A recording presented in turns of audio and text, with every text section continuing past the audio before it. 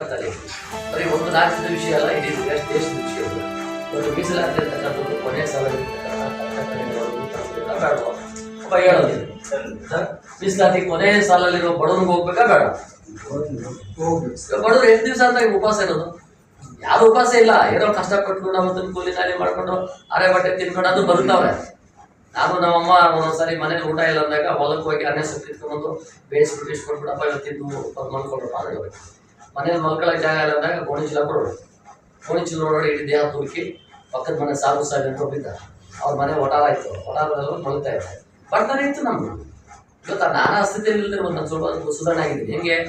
ನಾನು ಕುಡಿಯಲ್ಲ, ತಪ್ಪು ಮಾಡಲ್ಲ, ಲೈಫ್ ಆ್ಯಂಡ್ ಹೋಗಲ್ಲ, ಇಸ್ಪೀಟ್ ಆಡಲ್ಲ, ಯೂಸ್ ಆಡಲ್ಲ. ನಾನು ಬಚಾವಾಗಿದ್ದೀನಪ್ಪ. 10 ರೂಪಾಯಿ ಬಂದರೆ 10 ರೂಪಾಯಿ ಮನೇಲಿ ಇರ್ತೀನಿ, 5 ರೂಪಾಯಿ ಸಕ್ಕಟ್ಟೆ ಖರ್ಚು ಮಾಡ್ತೀನಿ, 5 ರೂಪಾಯಿ ಓಡಾಡ್ತೀನಿ. ನಾನು ರೋಲ್ ಕಾಲು ಮಾಡಲ್ಲ. ನಾನು ಹಂಗಾಗಿ ನಾನು ಒಬ್ಬರು ಸುಧಾರಣೆ ಅಂದ್ರೆ ಸಾಕ? ನಮ್ಮ ಸಮಾಜನೂ ಸುಧಾರಣೆ ಆಗಬೇಕಲ್ಲ, ಬಡವ್ರ ಮೇಲೆ ಬರಬೇಕಲ್ಲ. ಬಡವ್ರ ಮೇಲೆ ಬರ್ಬೇಕಂತ ಅವ್ರಿಗೆ ದಾರಿ ತೋರಿಸ್ಬೇಕಲ್ಲ. ಸರ್ಕಾರದ ಯೋಜನೆಗಳ ನೇರವಾಗಿ ಬಡವ್ರ ಪಾತ್ರಕ್ಕೆ ಹೋಗ್ಬೇಕೋ ಬೇಡ? ಹೋಗ್ಬೇಕನ್ನೋ ಹೋರಾಟ ಆಲ್ ಇಂಡಿಯಾ ದಲಿತ ಆಕ್ಷನ್ ಕಮಿಟಿ ಮಾಡ್ತಾ ಇರ್ತಕ್ಕಂಥ ಕೆಲಸ. ಇದರಲ್ಲಿ ಯಾವುದೇ ರಾಜಕೀಯ ಇಲ್ಲ. ನಾನು BJP ಇದ್ರು, ನೀವು ಕಾಂಗ್ರೆಸ್ ಇದ್ರು, ನೀವು JDS ಇದ್ರು, ಇನ್ನೊಂದು ಪಾರ್ಟಿ ನಾನು ಕೇಳಲ್ಲ. ಯಾವ ಪಾರ್ಟಿಲಿದ್ದೀರಾ, ಯಾವ ಪಾರ್ಟಿ ಓಟ್ ಹಾಕಿದ್ರು ಕೇಳಲ್ಲ.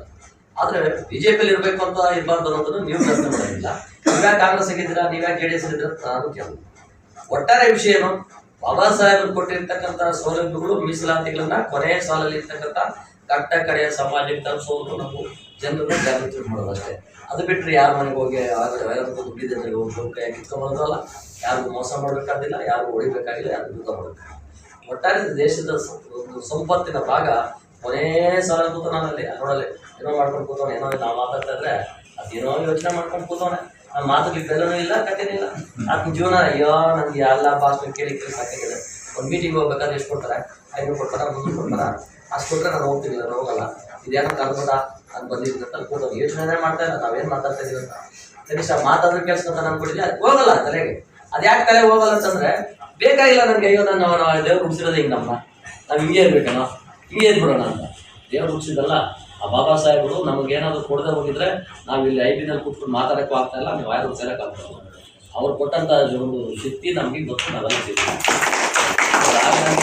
ಭಾರತ ದೇಶ ಆಚರಣೆ. ಬಟ್ ಅಲ್ಲಿವರೆಗೂ ನಾವು ಸಮಾಜನ ಸುಧಾರಣೆ ಆಗಲಿಲ್ಲ. ಆ ಸುಧಾರಣೆ ಆಗಬೇಕಾದ್ರೆ ಸಮಾಜಕ್ಕೆ ಏನಾದರೂ ನಾವು ಸಿಗ್ತಾರೆ. ನಾನು ಇಷ್ಟೊಂದು ಮಾತಾಡಿ ಕೆಲವು ಹೆಸರು ಕೊಡಿಸಿರೋದು ಬಿಟ್ಬೇಡ. KH ಮುನಿಯಪ್ಪನ ಒಂದು ಕಾಲದಲ್ಲಿ ನನ್ನ ಹೆಂಡತಿ ಅನಾಥೆ ಅಂತ ಗ್ಯಾಸ್ ಏಜೆನ್ಸಿ ತೊಗೊಂಡು ಅನಾಥರು ಕೊಡೋದು. ಅವ್ರು ಅಡ್ವೊಕೇಟ್, ಅನಾಥ ಅಲ್ಲ. ಗ್ಯಾಸ್ ಏಜೆನ್ಸಿ ತೊಗೊಂಡ್ರು ಅನಾಥರು ಕೊಡೋದು. ಇವತ್ತು ಅನಾಥರಾಗಿದ್ದಾನ. 7 ಸಾರಿ ಗೆದ್ದ, ಸೋತ, MLA ಆದ, ಮಂತ್ರಿ. ಮಗಳೆಲ್ಲೋ ಇದ್ದವ್ರು ಕರ್ಕೊಂಬಂದ, KGF ಬಿಟ್ಟ, ಅಲ್ಲಿ MLA ಮಾಡಿ. ಇನ್ನೊಬ್ಬ ಮಗಳಿಗೆ ಇಲ್ಲೊಬ್ರು ಇಲ್ಲಿ ರೆಡಿ ಮಾಡಿದ್ದಾರೆ, ನಂದಿನಿ ಅನ್ನೋ ಹುಡುಗಿ. ಅವಳು ಟಿಕೆಟ್ ಕೊಟ್ಟಿದ್ರೆ ಅವಳು ಇಲ್ಲೊಬ್ಬ MLA, ಅಲ್ಲೊಬ್ಬ MLA, ಅವ್ರು ಇನ್ನೊಬ್ಬ MP, ಸೋತ್ ಇನ್ನೊಂದು ಕಡೆ MLA. ಏನು ಮೀಸಲಾತಿ ಅನ್ನೋದು ಒಂದು ಕುಟುಂಬಕ್ಕೆ ಹೋಗ್ಬೇಕೇನೋ? ಎಲ್ಲರೂ ಹಂಚ್ಕಾಗೋದು ಬೇಡ. ಅದು ನಮ್ಮ ಚಂದ್ರನ್ ಬಾಬು ಯಾಕೆ MLA ಆಗ್ಬಾರ್ದು, ಯಾಕೆ MP ಆಗ್ಬಾರ್ದು? ಆಯ್ತು, ನೀವು ಬಿಡಲ್ಲ. ಅದರಿಂದ ಏನಾದ್ರು ಸಂಬಂಧ ಅಲ್ಲ ಆಗ್ಬೋದು. ಎಲ್ರಿಗೂ ಅವಕಾಶ ಬರ್ಬೇಕಲ್ಲ. ಇಲ್ಲ ನಾವು ಮುಂಚೆ ದೊಡ್ಡದು ಇರ್ತದೆ. ಈಗ ನಾನು ಈ ಜಾಗ ಕೂತಿದ್ದ ಮೇಲೆ ಎಲ್ಲರೂ ಈ ವಿಚಾರ ಅಂತ ಕೂತ್ಬೇಕಂತ ಹೇಳೋಕ್ಕಾಗಲ್ಲ. ನಾನು ಸ್ವಲ್ಪ ಅನುಭವಿಸಿದ್ಮೇಲೆ ನಾನೇನು ಮಾಡ್ಬೇಕು ವಿಚಾರನ ನಿಮ್ಮನ್ನು ಯಾರು ತಪ್ಪು. ಮುಳಬಾಗಿಲು ತಾಲೂಕಲ್ಲಿ ಅಖಿಲ ಭಾರತದಲ್ಲಿ ಕೆಲಸ ಭಾಳ ವರ್ಷದಿಂದ ನನಗೆ ಕರಿತಾನೆ ಇದ್ರಿ. ನಿಮ್ಮನ್ನ ಟೈಮ್ ಸಿಕ್ಕಿದ್ದಿಲ್ಲ. ಇವತ್ತು ಬಂದಿದ್ದೀನಿ. ನಿಮ್ಮೆಲ್ಲರಿಗೂ ಒಳ್ಳೇದಾಗಲಿ. ಬಾಬಾ ಸಾಹೇಬ್ ಆಶೀರ್ವಾದ ನಿಮ್ಮೆಲ್ಲರಿಗೂ ಇರಲಿ. ಒಳ್ಳೆ ಕೆಲಸ ಮಾಡೋಣ. ಯಾವತ್ತೂ ನಾವು ಇನ್ನೊಬ್ರು ರೋಲ್ ಕಾಲ್ ಮಾಡ್ಕೊಂಡು ಯಾರಿಗೂ ಹೊಟ್ಟೆ ಹೊಡೆದು ಬರ್ತೋ ಕೆಲಸ ನಾವು ಮಾಡೋದು ಬೇಡ. ಎಲ್ಲಿ ಅನ್ಯಾಯ ಆಗ್ತದೆ ನಾವೆಲ್ಲ ಒಂದು ಕಡೆ ಸೇರೋಣ. ನಾವು ಒಂದೊಂದು ಪರಕೆ ಕಟ್ಟಿ ನೋಡಿದರೆ ನೀವೆಲ್ಲ ಪರಕೆ ತುಳಸು ಪರಕೆ, ಅದಕ್ಕೆ 100 ಕಡ್ಡಿಗಳ ಮಧ್ಯೆ ಸೇರಿ ಅದಕ್ಕೆ ಕಟ್ಟಿದ್ರೆ ಮಾತ್ರ ಪರಕೆ ಆಗೋದು. ಅದನ್ನು ಮುರಿ ಯಾರಾದ್ರು ಸಾಧ್ಯನೇ ಇಲ್ಲ. ಒಂದು ಕಡ್ಡಿ ತೊಗೊಂಡು ಮರಿ ಪಟ ಪಟ ಪಟ ಮುಗಾಕ್ ಬಿಡೋದಲ್ಲ. ಆದರೆ ನಾವೆಲ್ಲ ಒಗ್ಗಟ್ಟಾಗಿದ್ದರೆ ಮಾತ್ರ ಇಂಥ ವಿಷಯಗಳಲ್ಲಿ ನ್ಯಾಯಕ್ಕೋಸ್ಕರ ಸಾಧ್ಯ. ಬರೀ ಮುಳುಗಾಲಿನ ಒಂದರಿಂದನೇ ದೇಶಕ್ಕೆಲ್ಲ ನ್ಯಾಯಕ್ಕೋಸ್ಕರ ಆಗುತ್ತಾ ಅಂತ ನೀವು ಅನ್ಬೋದು. ಸಾಧ್ಯ ಇದೆ.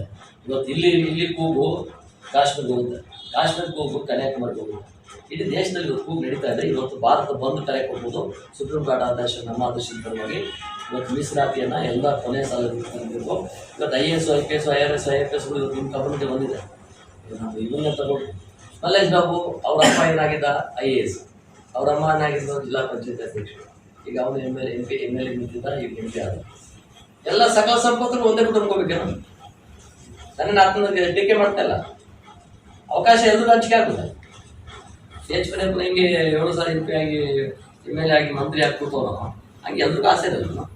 ಅದು ಸಿಲ್ಗಡ್ ತಾಲೂಕು. ದೇವನಹಳ್ಳಿ ತಾಲೂಕಲ್ಲಿ ಇನ್ನೊಬ್ಬ ಶಿವಕಾಶನ್ MLA ಕಾಂಗ್ರೆಸ್ಸಲ್ಲಿ ಅವ್ರು ತಪ್ಪಿಸಿ ಇವನು ಯಾಕೆ ಹಾಕ್ಬೇಕಾಗಿತ್ತು? ಇದು ವ್ಯವಸ್ಥೆನ ತಪ್ಪು ಅಂತ ಅನ್ನೋದಕ್ಕೆ ಈ ಕಡೆ ಭಾಗದ ವ್ಯಕ್ತಿಗಳ ಹೇಳಿದ್ದೀವಿ. ಇವತ್ತು ಜಮ್ಮು ಕಾಶ್ಮೀರಲ್ಲೂ ಇದೇ ಪರಿಸ್ಥಿತಿ ಆಗಿದೆ, ರಾಜಸ್ಥಾನದಲ್ಲೂ ಇದೇ ಪರಿಸ್ಥಿತಿ ಆಗಿದೆ, ಗುಜರಾತಲ್ಲೂ ಇದೇ ಪರಿಸ್ಥಿತಿ ಆಗಿದೆ. ಇಡೀ ರಾಷ್ಟ್ರದಲ್ಲಿ ಈ ಸಮಸ್ಯೆ